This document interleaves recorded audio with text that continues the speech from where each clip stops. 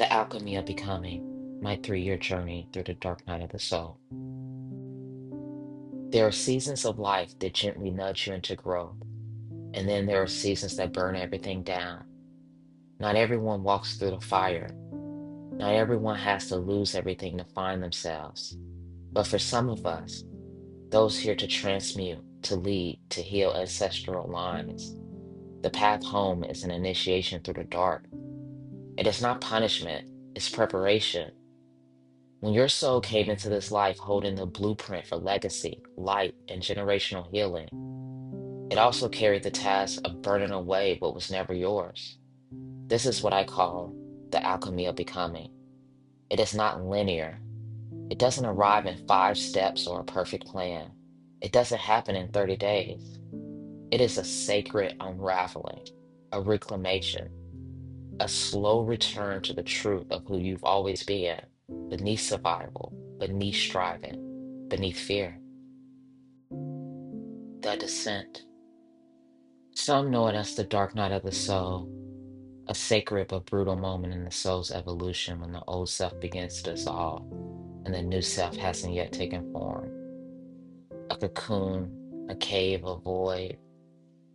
It is well documented in ancient mystic traditions, modern psychology, and spiritual circles. But even with all that's been written, what's often missing is what comes after the return. For me, the descent arrived quietly, a deep exhaustion, a numbness that no success could touch, a whisper that grew louder.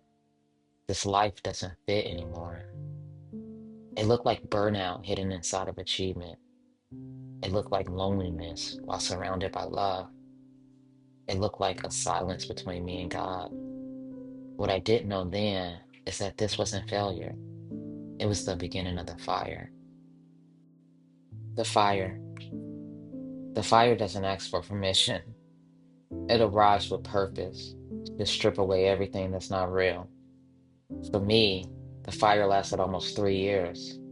It took my relationship, my home, my income, my health. It took the scaffolding I had built my identity on so I could rebuild from truth. And life didn't pause to make space for it. There was no quiet retreats or timeouts from the world. There was just real life. In the middle of my unraveling, I moved back to my hometown, into my mama's guest bedroom, into a version of me I thought I had outgrown. And then my little sister took her own life. I was already on my knees.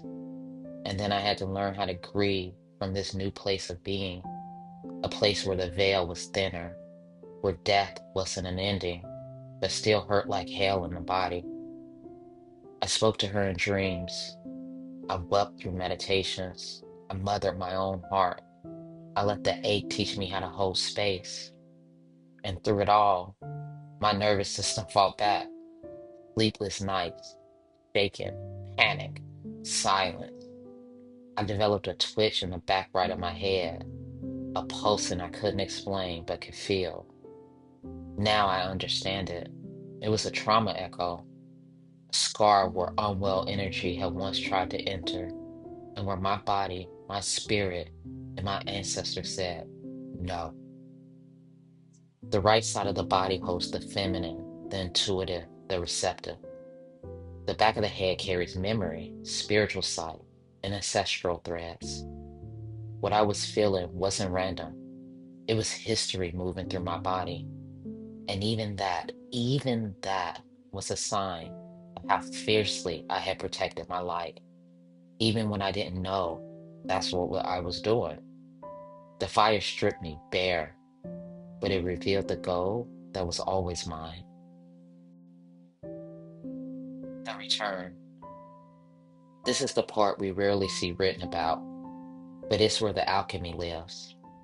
The return is not a bounce back, it's not a comeback, it's a becoming. It's the moment you stop chasing healing and start living as healed. The moment you stop forcing and start flowing. The moment you realize, I don't need to get there. I am already here. I am already her. It's also the moment the body begins to breathe again. The twitch at the back of my head is softened because the part of me that had been guarding my voice finally realized there's nothing left to guard again. I began blessing that space with oil and prayer. I touched it gently each morning and whispered, only my divine voice may speak here now. I stopped asking for protection and started living in protection. I stopped surviving and started listening. I stopped questioning and started receiving. The return is not loud, it is not rushed. It is a remembering that feels like stillness. It is gold in the mirror. It is softness in your jar. It is hearing God again, this time from the inside. Why I'm sharing this blog, this space, this 30-day journey, it's not about teaching you how to transform.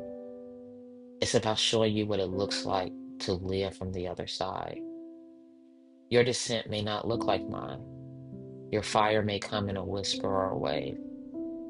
Your return might still be years away. The alchemy is real and it is sacred. You are not broken, you are becoming.